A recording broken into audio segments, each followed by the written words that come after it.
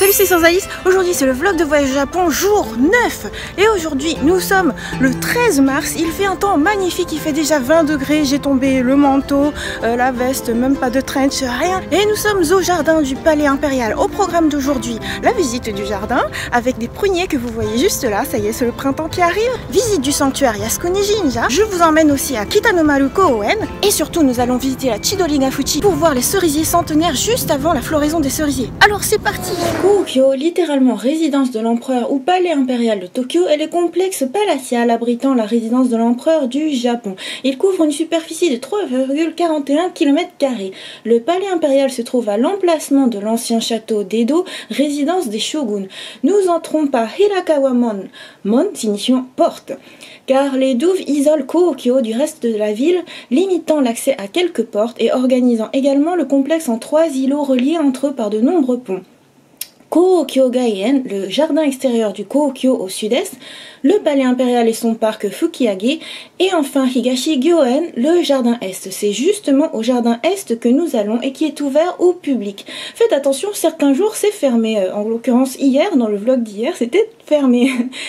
Alors j'ai passé des contrôles, en fait à chaque porte il y a un policier qui vérifie qu'est-ce qu'il y a dans les sacs. La seule chose qui est interdite c'est des drones, par exemple pour filmer, pour survoler les endroits qui sont interdits. Donc nous sommes dans la partie prunier du jardin du palais impérial. Parmi les floraisons que l'on peut admirer, les ume, les pruniers japonais. J'ai prévu de tourner pas mal de vidéos ici, des vidéos de petit bonheur, des vidéos de cours de japonais aussi. J'espère que vous apprécierez aussi les autres types de vidéos. On peut aussi admirer des sanshuyu, les cornouillers, mais pour l'heure nous sommes à Bairin Zaka.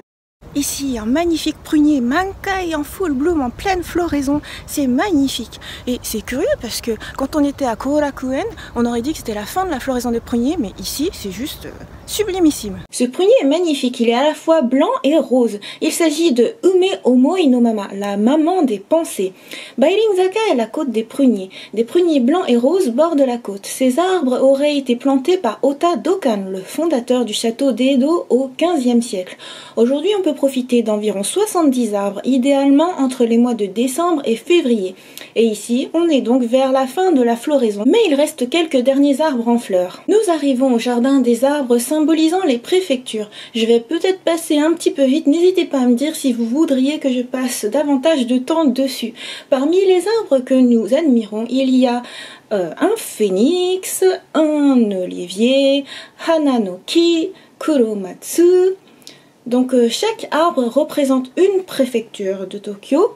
C'est très intéressant, mais moi je me dis qu'il y a plus intéressant en fait. Il y a le jardin Ninomaru juste après, mais c'est drôle de voir justement qu'il y a les bâtiments qui sont juste derrière. D'ailleurs vous voyez toutes les constructions, les grandes grues, parce que les gratte-ciels n'en finissent pas de grimper. Nous approchons d'un arbre qui s'appelle Sakurambo Seiyomi Zakura. Voilà, donc ça veut dire cerisier, cerise, avec des fleurs de cerisier donc. Et nous sommes devant la maison de thé de Suwa, Suwa no Chaya. Ce bâtiment a été construit en 1912 par ordre de l'empereur Meiji, l'arrière-grand-père de l'empereur actuel. Originellement, il se tenait au jardin Fukiyage dans la partie ouest du palais impérial. Il a été transféré en 1968 au jardin est pour ajouter de l'élégance au jardin Ninomaru. En fait, vous voyez que je vous fais la traduction du panneau d'information officiel. Nous arrivons enfin au jardin Ninomaru que j'avais envie de vous montrer parce qu'il est vraiment sublimissime. Cette zone est le second terrain, littéralement Ninomaru, le second terrain du château d'Edo du shogunat Tokugawa. Le jardin Ninomaru a été créé en 1964 en remodelant un jardin préexistant du XVIIIe siècle. Le jardin change de couleur selon les saisons. En juin, on peut profiter des couleurs mauves du jardin des iris. Ici, on est en plein mois de mars, donc c'est complètement différent, mais c'est quand même super joli avec justement la floraison des pruniers. Il y a aussi des carpes aux couleurs variées, les Hirenaga Nishiki Goi.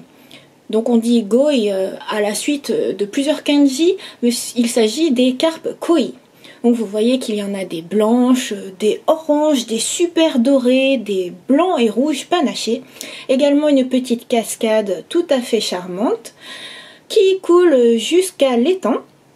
Je trouve que c'est tout à fait un paysage typique de jardin japonais. Ici, les fameux sanshuyu dont je vous parlais, les cornouillers. À vrai dire, j'en ai vu nulle part ailleurs que ici. Et voici le jardin d'iris, qui ne ressemble pas à grand chose là actuellement, mais il faut revenir en juin. Ça reste quand même mignon.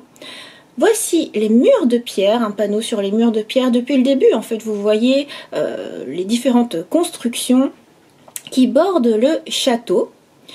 Des pruniers à nouveau et des oranges, ça me fait penser à Nice et à Menton. Clin d'œil à nos amis du sud de la France. Nous passons à la partie haute, parce que si vous n'avez pas vu, en fait j'ai complètement grimpé. Ce jour-là, j'ai monté plein d'équivalents d'escaliers. En fait, vous verrez un peu plus tard, je vous montrerai le nombre de kilomètres et le nombre d'étages que j'ai fait ce jour-là. Nous approchons des fondations de la tour principale du donjon. Juste avant, il y a une salle de spectacle que je trouve assez rigolote. Ça détonne un petit peu du reste des constructions. Voici donc Tenshudai, les fondations de la tour principale du donjon. Après que Tokugawa Ieyasu soit entré au château d'Edo en 1590, la tour a été reconstruite par 3 fois.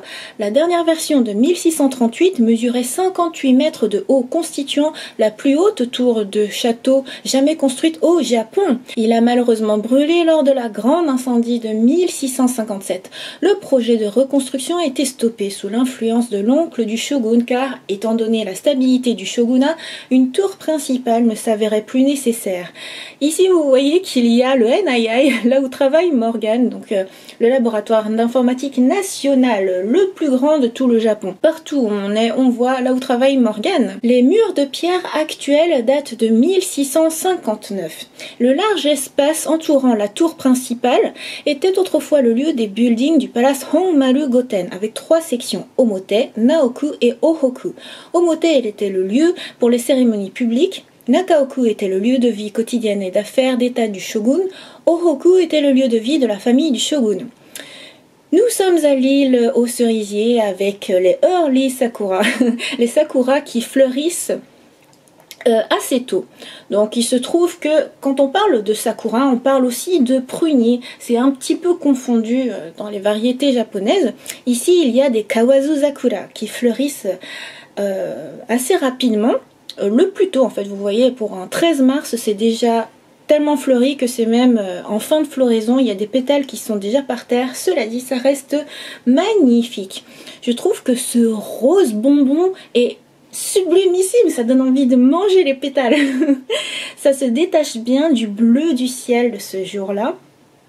Un jour de très forte chaleur, c'était quasiment la canicule à Tokyo à ce moment-là. Du coup, la floraison des cerisiers a carrément avancé, c'était prévu pour fin mars.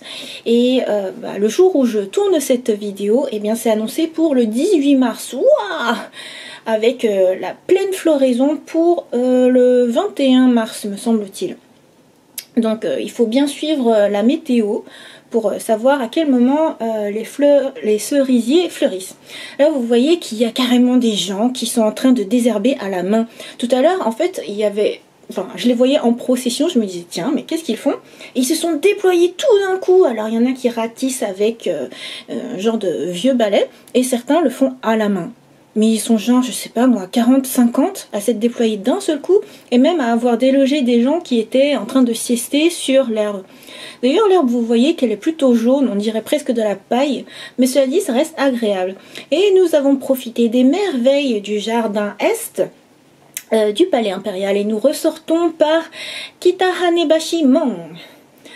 Et cela en direction directe de Kitanomaru Koen, pardon. Donc voilà le pont, nous apercevons une personne qui montre justement ce qu'il a dans son sac, un salaryman, et là ce sont les douves du château. Je trouve que c'est magnifique de voir justement ce long cours d'eau où il y a plein de canards, et vous verrez par la suite que c'est carrément bordé de cerisiers centenaires. Mais avant cela, nous empruntons un pont pour aller à Kitanomaru Koen, le jardin national Kitanomaru, le parc pardon. Donc, nous arrivons à destination de l'autre partie de parc, de verdure, de poumon vert. Ici, il y a un Science Museum, un musée des sciences. juste à côté du parc. Vous verrez qu'il y a aussi le Nippon Budokan, une grande salle. Mais déjà, rien que en entrant dans le parc, on aperçoit quelqu'un qui prend plein de photos. À nouveau, de sakura en fleurs. Enfin de pruniers quoi, qui sont en fin de floraison. Je trouve ça joli aussi de voir des parterres de pétales. C'est très mignon, c'est très joli. Savez-vous comment discerner les fleurs de prunier des fleurs de sakura? Tout réside dans les pétales.